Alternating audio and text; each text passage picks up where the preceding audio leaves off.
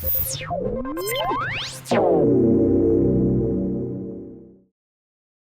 going to continue this afternoon with kind of a big, or at least an array of projects, all focused around digital media in the classroom and experience, pretty practical experience with those. So, and have 3 different campuses represented too, which I think is excellent. It'll be nice to hear from everyone on the panel. I'm not going to introduce each one individually. I'll let you do that yourself. I know you have that in your presentation, so I'll just let you start. We're going to start off with Penn State New Kensington and their experience. So. Great, thank you. Welcome back after lunch. We're going to present 2 different case studies, if you will. One in developmental psychology, one in applied social psychology. But before we get to that, I'd like to introduce the panel. To my right is Dr. Kara Bridges and our instructional design specialist, Deborah Silman. Our contact information, in case we don't have a whole lot of time, so if you do have some questions, please feel free to call or email us. The first talk will be in a developmental class that Dr. Bridges has done. The second one will be the applied social psych class that I conducted. So yes, I think I have 2 to 3 minutes, and so I'll be leaving some syllables out, but I'll be happy to email them to you later. After a session similar to this one at the New Kensington campus conducted by Deborah Silman, I decided to add some digital videos as a component to my Psychology 415 class. It's made up almost exclusively of psychology majors, 10 to 14 students at any semester. And the goal I had was to replace a traditional research paper. And the main reason is the paper become a series of projects on things like autism, attention deficit disorder, OCD in children, and it seemed like I'd read these papers 100 times before.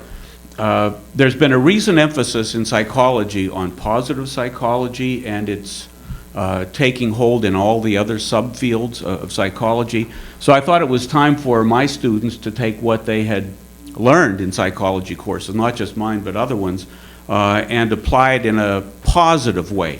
So I wanted projects like this. These are some of the ones students have done the last 2 semesters. How to nurture empathy in children, how to optimize vocabulary in children, enhancing cognitive development, nurturing creativity, instilling healthy eating habits, developing emotional intelligence, increasing reading skill, that sort of thing. So it was all about how you go about optimizing these developmental tasks. Early on in the semester, Deborah visits my classes and discusses the technical options students have to create these videos. What really stumped me for a long time, of course, was that I think it's, in my case, inadvisable to actually record children. There are confidentiality issues, there are informed consent issues. So instead, I created formats in which the students themselves play the role of either a developmental psychologists or parents or pediatricians, and then they play these roles in the actual videos. So far, I give them the option of 5 different formats. One is the talk show, where one student interviews another playing an expert. This is the most popular one so far. An infomercial, a project designed or a product designed to optimize one of these tasks. The pediatrician's office, one student actually interviewed her father playing the pediatrician. It was actually kind of nice. Parent school, psychologist visit, or the game show. No one's picked that one yet. And the final product is a 5-minute or longer video, but it includes a written script handed in to me. It includes 10 references, all journal articles. So this is based on science. It's not something that they've made up, and it's also only 1/10 of the grade. There are 1,000 points available in this particular course. The last day or 2 of class, depending on how many students, is movie day. So the students, we arrange the chairs like a little movie theater, we bring popcorn, and the students introduce their movie. They then sit down and show it. And so far, my experience is they've all been very creative, and some of them pretty funny, actually, as well. And the surprising thing to me has been when you have oral presentations, students always want to be last. When you have the videos, students actually want to go first. They can't wait to show their video. So it's been a very positive experience. It's based on solid science, so it's not something trivial, but it's also kind of fun. So I've been pleased with it so far. That's it. Dr. Harnish. Thank you. Thank you.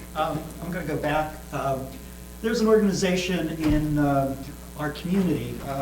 We're northeast of Pittsburgh, about 18, 20 miles. The region still is recovering from the collapse of the steel industry. So the New Kensington area is a little economically depressed. The campus was very involved in pulling together the surrounding communities and forming what's called WEDIG, Westmoreland Economic Development Initiative for Growth. And it's a website that they have, and it's a recruitment tool to bring in new businesses. As part of a service learning project in this applied social psych class, I wanted my students to interview business leaders and to explain to potential new businesses the value that the community offers new businesses. So what they had to do was storyboard the interview first, develop those interview questions, schedule the interview, go out and film the interview, then do the editing because they're going to show up on this website. So I have a video there to show you. This is,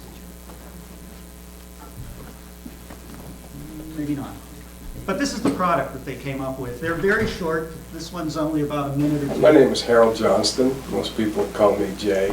That's a nickname I've had since I was a kid. I am one of the principals of Kansi and Johnston Associates in Kensington. We're an architectural firm, full-service architectural firm, but we are heavily into K-12 educational projects, some post-secondary school projects, and public housing, but we do everything. So this is, again, a series of interviews that were conducted. It has helped us keep our overhead low, which has helped us You see it once, you don't need to see it again.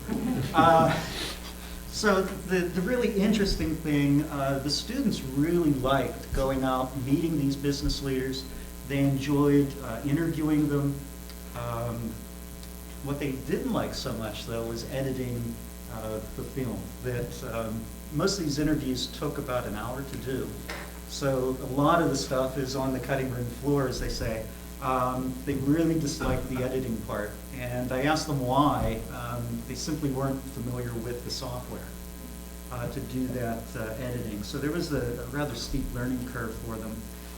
In addition, the other challenge we had was when they were editing, some people used iMovie, some people used Movie Maker. So if you're thinking about doing something like this, have them do one software product, and it'll go a lot easier for you. I'm about out of time, I think, so Deborah, if you want to talk about... As an instructional designer, I'm just going to say a few kind of general remarks about when you're doing a digital media project in your courses. And the first one, and I swear I didn't add this after Pink's talk this morning, but I think it's important to talk to your students about why doing a project like this is important, because they're gaining a skill that will be useful in the future, so that you're just not torturing them by making them learn how to do video editing, for example, but this is a skill that they need now. So talk to them about the why right off the bat. Emphasize the process to them. Most of the time students will want to grab the camera and start shooting, and that's so bad and wrong in many ways. So you can liken it to a research project. They need to do their research. They need to write their storyboard, develop their script, plan everything out before they even grab their camera. So I think that's important, that process. And again, most of the time, if you liken it to a research paper, they're pretty happy that they're doing a video instead, so that also helps to sell it a little bit. Support. As a faculty member, you should use the support that is available to you locally, but also shout out to Nick Smirker, Media Commons. They are awesome. This is what they do, and they are there to help you figure out planning your project, supporting you, supporting your students. So use them. It's a wonderful resource. I was invited into the class to talk to the students. That was nice because I could give them some resources. I could actually hand them a piece of paper, tell them where they were online, but then they knew who I was and they knew they could find me. And I think that helps a lot. Unless you as a faculty member want to provide the support, put a face to who's going to be supporting them, whether it's me or somebody from Media Commons. Make sure they know who that is. Talk about copyright to them. Absolutely. Don't overwhelm them with it, because we all can get overwhelmed with copyright issues, but talk to them about it. Make sure they're aware of that as an issue, and make sure you point them toward resources they can use to not violate copyright. That's really important. The platform they're going to use. Are they going to use a PC or are they going to use a Mac? Are they going to use iMovie or are they going to use something else? I don't know which way is better. Do you give them choice so they can use their own iPad to do it, or do you make them use the Media Commons resources? That's got to be, I think, up to the faculty member and to your support people. Whether you want to be wide open and they can pick what's best for them, or whether you want to direct them down a path and say, I want you all to do the same thing. I think that's an individual choice of the faculty member. But think about that before you start, because you don't want to change in midstream. And then finally, the last thing is just to think about the deliverable. How do you want them to get their movie to you? We often would create a class YouTube account, and then they could upload it there. Sometimes if a student doesn't realize it, they'll think they can just email you their final movie. They can't. That's terrible. It's too big. So think about how you want that deliverable to come in. And that's it. I'm done. I'm at Penn State Mont Alto, and it's funny, so much of what you've done is, I don't really have to say much, because you've done so much of what I did last semester, but this is what I'm going to do. And I always like to start with a pedagogical issue, because I hate technology. If it weren't for my husband, I'd be using the chisel and stone tablet. And then I'm going to talk about the technology that happy accident, or when technology is available for me to use. But I teach an online class for students on my campus. For preparing for internship. And so they write their resumes, cover letters, thank you notes, all those sorts of things.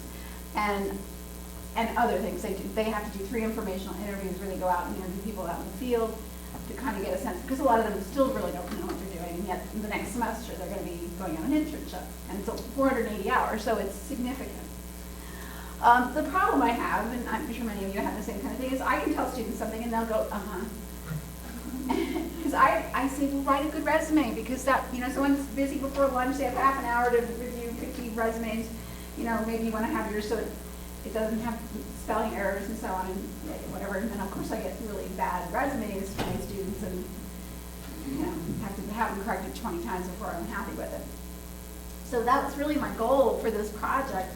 I've been having them do the informational interviews for quite a few years, but I kept feeling like it's not enough to get that point across. So I was thinking about, well, what am I going to do? And I had thought, okay, I should have them ask questions of the people that they're interviewing to find out how important resumes and interviews and what you wear and if you have piercings and all these sorts of things.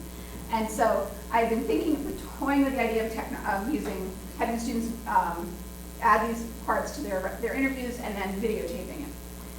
And then happy accident, like it was last spring or summer, we all got an email saying, if you want to be part of this mobile media project, the pilot project, send in your idea. So I did, and I was really happy that I got a response, especially because part of the deal was all my students got to have iPod touches for the semester, and I love gadgets.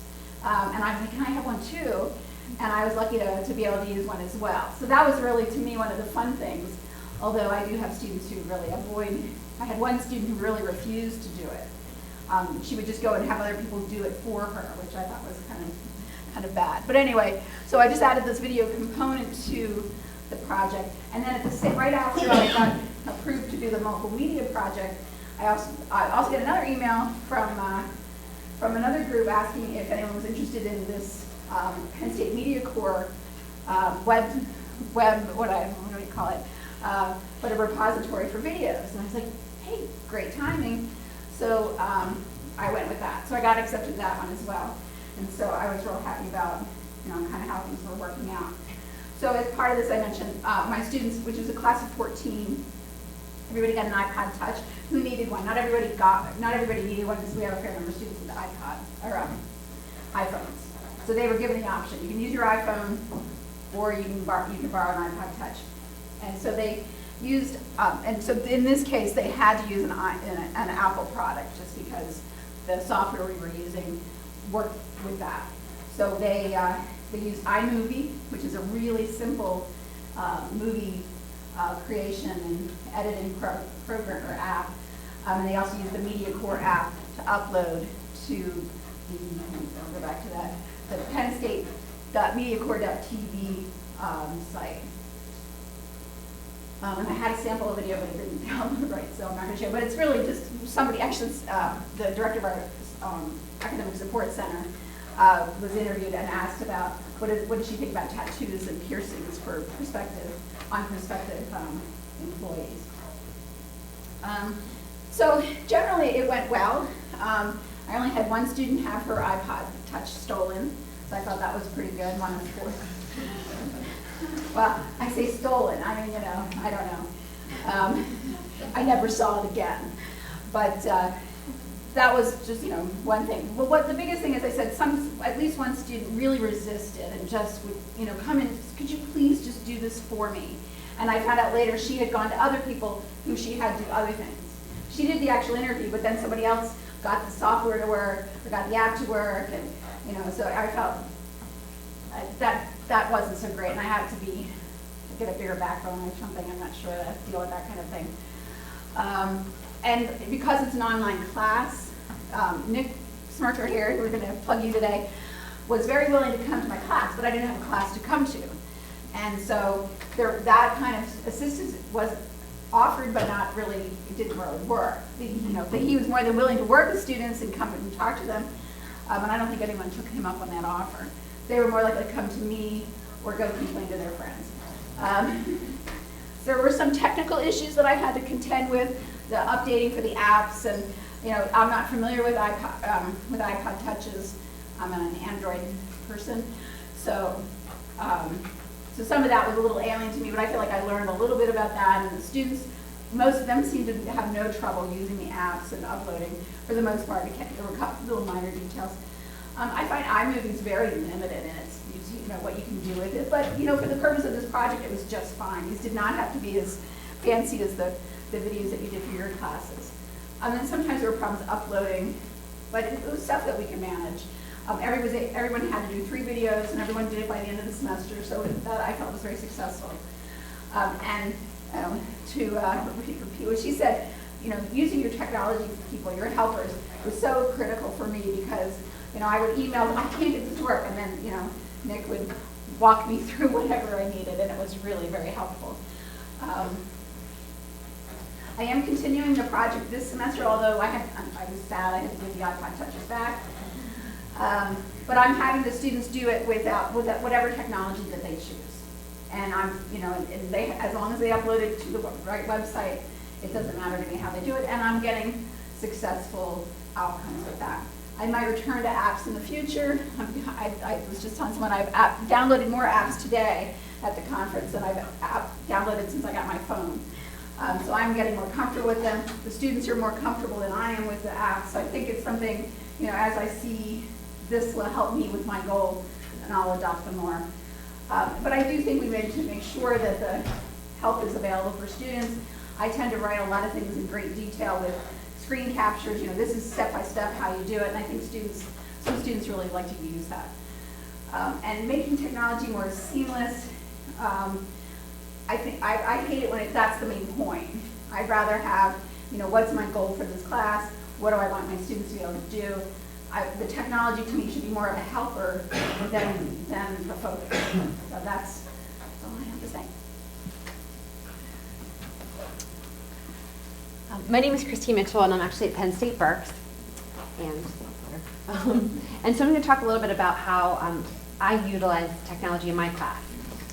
Just a brief background, I actually teach, I'm in literacy education, so I teach the entire literacy block for all of the students who are in their junior year, getting ready to go into doing their student teaching the following year.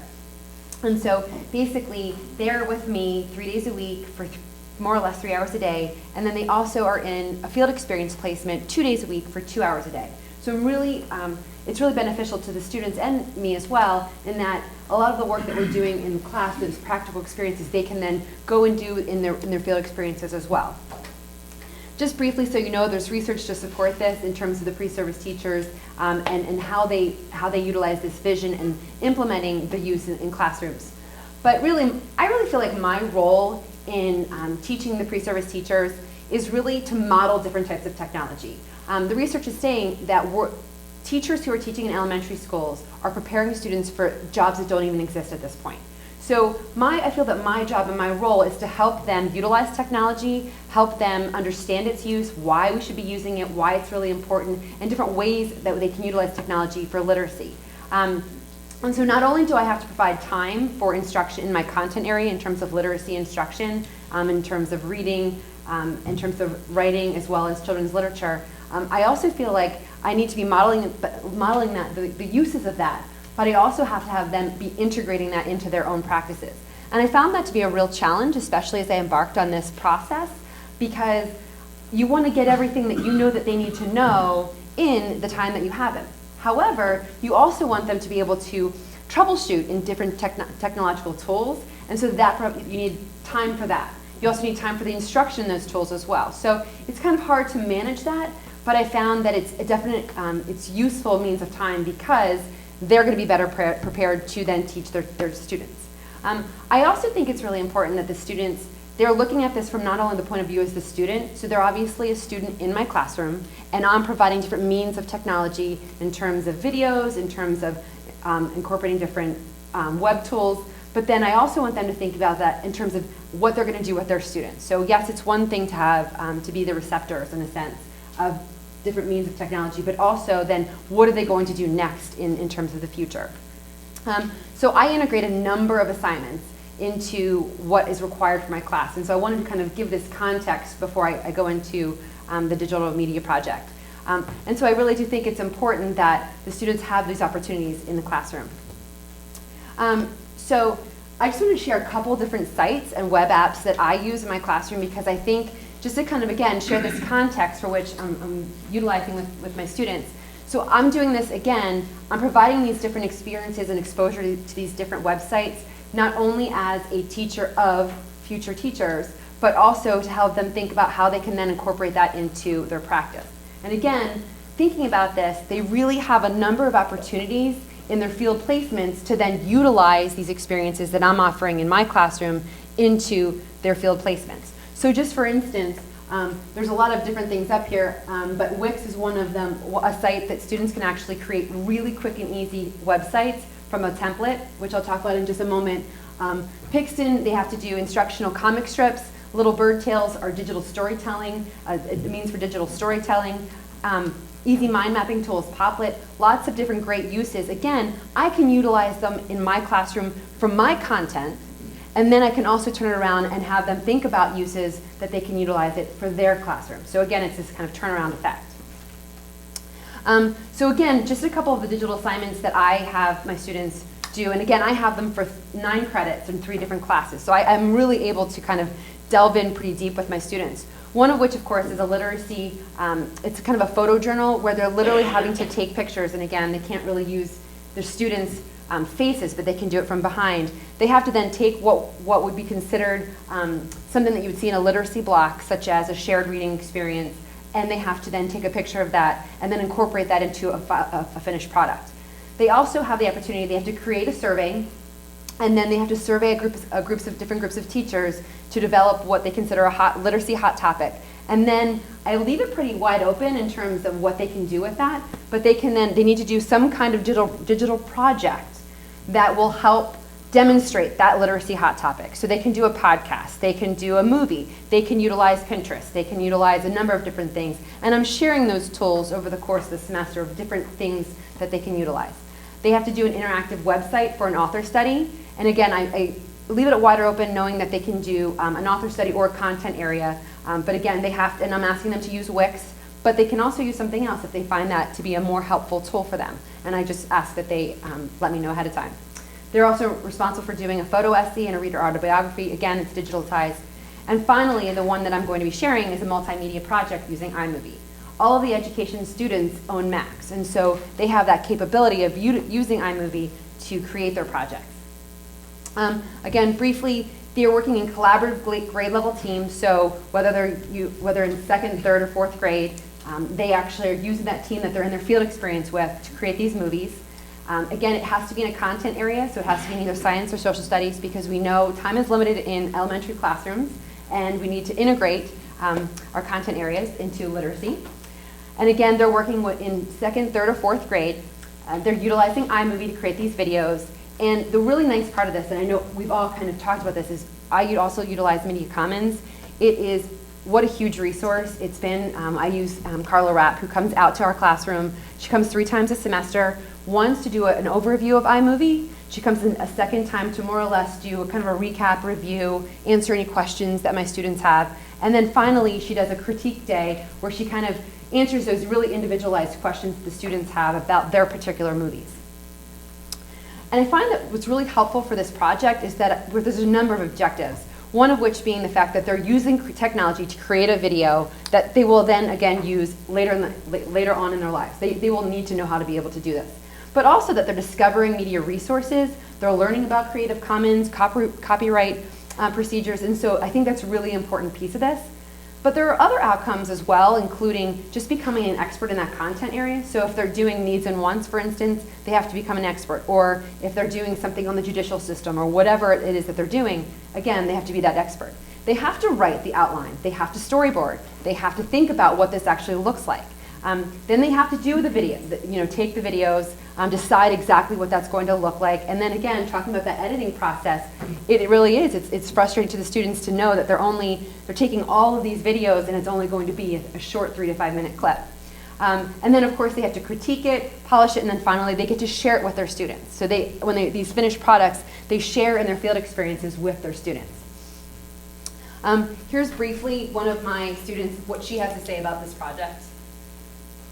Not only did we as a group get to learn more about the subject we're doing the video on, but we saw the look on our students' faces and the benefits that they got from it when they actually watched the end product.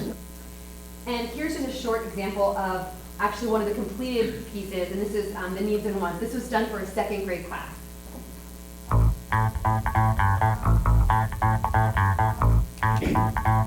Dana and Sam are going to the grocery store. Dana is picking up things she needs while Sam is just shopping for things she wants. Millie, her daughter Dana, and Dana's friend Sam are going to the store to get what they need.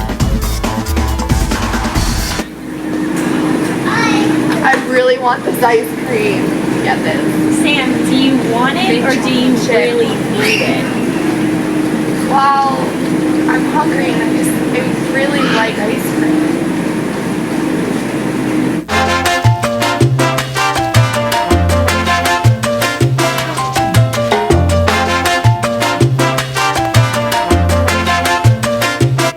I found all this candy. Can we get it?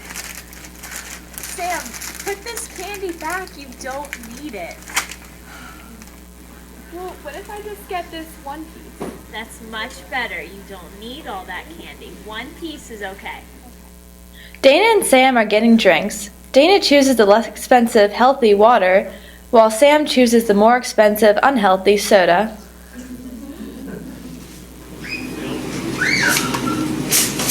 Dana, look what I found! Cookies, they're my favorite. Can we get them, please? Sure. Yeah. So Do good. you need them though? Yeah.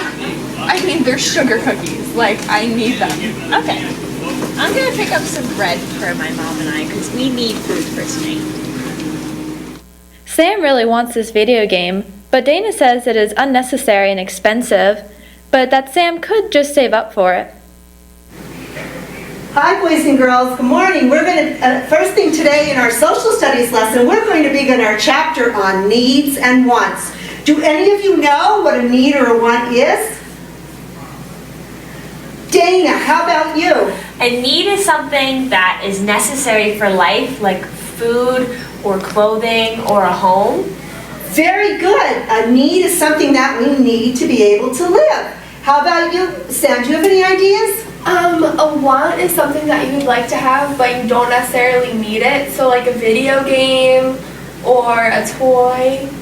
Very good. Well, now I'm going to give you, boys and girls, magazines today, and we're going to go through the magazines, and we're going to pick out, I want you to cut out things that you think that you need and things that you want, and then we're going to make a chart and compare the two, all right? So Sam, I noticed at Target that you were picking up a lot of things that you just wanted, like candy and video games. Yeah, I just really wanted those things. Like I love candy and I love playing video games. Well, sometimes, did you know that people don't have everything that they want, and they barely even have things that they need, like food and clothing? Why don't we take a trip to Needville? Okay. This is Needsville. Here, people don't have what they need to get by or survive. They don't have proper housing to shelter them. They don't have food that is healthy and filling. They don't have proper clothing to keep them warm. Wow, Dana, I didn't realize how little people have in Needville. I really want to help these people. Sam, remember when you wanted that video game in Target? Why don't you try to save up your money, and then you could get it? Yeah, I could, but To get the gist of it, and then they go into talking about what students can then do to take it the next step further, that they can donate clothing, that they can donate food, that they can then, of course, donate money to charity. And then they follow that up. And again, as I shared with you, the students love to see their the pre-service teachers, their cooperating teachers, they love to see them on film and really get such a kick out of it. And it's interesting to then come back and then hear them talking about what they learned. One of the other projects, at least last semester, was Maps and Globes. Another one was I guess it was the three branches of the government. And so what was interesting, the kids learned so much from the videos and were able to share and regurgitate information in a way that kind of pulled all of their readings and all the instruction together. So it was a really nice and a great compiling artifact for them to share. So that is it for me. So now we're going to open it up if you have questions for anybody on the panel. We tried to save questions for the very end, so any questions about any projects or media? We have Nick here as well. I'm sure we'll ask or answer questions about Media Commons. Go ahead, yes. Could you put the slide, the contact information number? Which one? The very yes, I could probably figure it out faster later. There's this one that has names, and then this one has. This one? Oh, yeah. I'm seeing something different now. Any other questions about projects? Yeah. I don't know, first speaker is that, what's your name? No. Rick. No. Kayla? Kayla, yeah. Oh, just a logistical question. When you had the students do those videos, what was the group size? The number of students was, there were 10. 10 students in each group? No, there were 10 students in the class, and then each student would make their own. So it was an individual project? Right, individual project, but they could have fellow students in the class play a part in the video. But, okay. So each student wrote their own script, they did their own research, their own references, but they could, because they would need someone else in the video or multiple people to serve as the expert or the parent or the psychologist. Yeah. Yes. This is a question that's come up a few times when we look at these multimedia projects in some liberal arts programs. When you assess students, how do you balance like the assessment of whatever the content is versus the quality of the media product? I'm assuming that different students have different proficiencies. Yeah, I have a rubric that breaks it apart, content, and video quality. And I tend to focus more on the content than the quality of the video, although what I found is a lot of my students wouldn't even post who they were interviewing. And I was like, well, we kind of need to have that information. So, you know, there were certain criteria that I had, you have to tell us and you have to provide us information. I also use a rubric as well, and I weight more heavily the content in terms of then the finished product, because depending on what their topic is, it could change the dynamic of what it looks like the finished product. I use a rubric as well, but I weigh even the content and the look, especially in the last project where it's out there in the public. Yeah. I score the written script the way I score research paper, and the quality of the references. They can use websites or books if they want, but only if they meet the minimum of 10 journal articles, and they give me the reference list even before they create the script. So, yeah.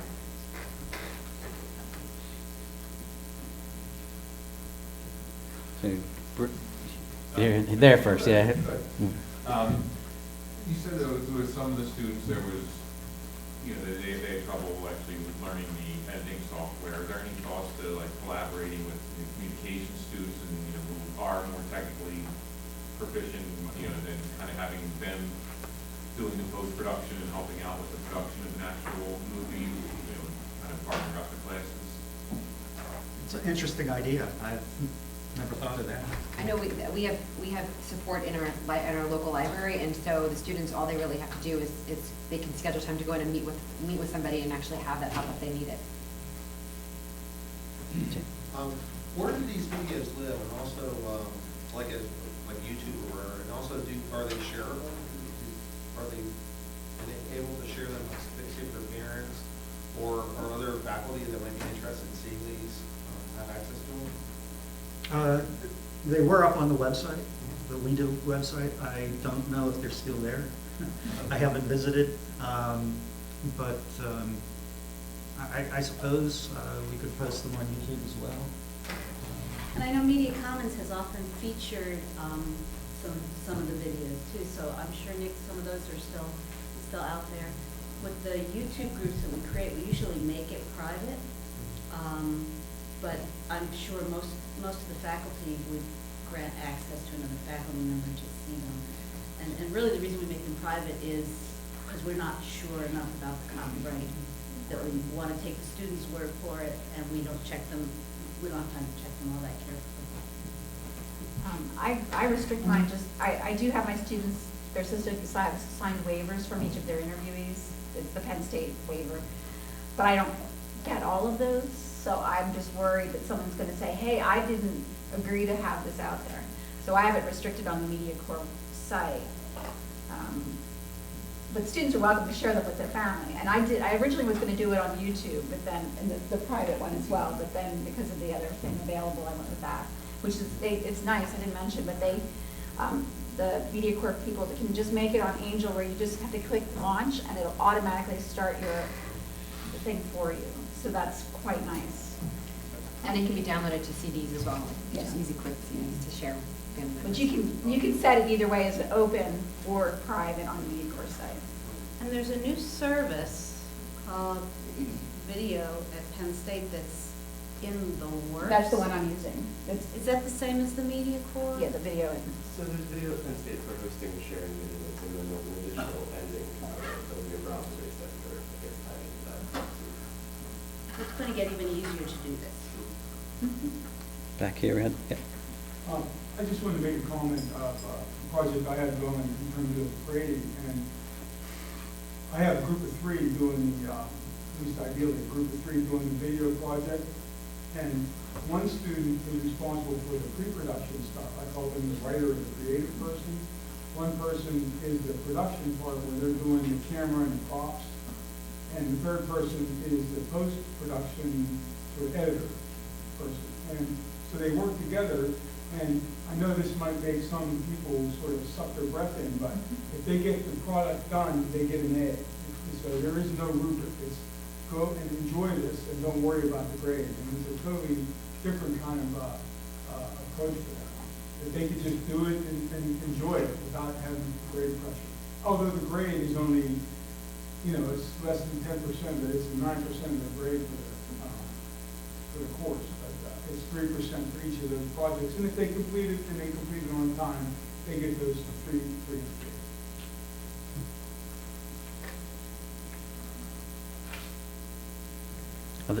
Other questions? Anyone? Comments? Is there anything you want to say? I know, Nick, you have mentioned you a few times as to the service, or if you're not familiar with Media Commons and what you do. Can take companies. We have a whole faculty section on our website that has examples. We have an instructor's guide to media activities, kind of talks you through in 3 steps how you would implement one of these in your classroom. We have sample rubrics. We have case studies on topics that have been done. So our site's mediacommons.psu.edu. You want to check that out.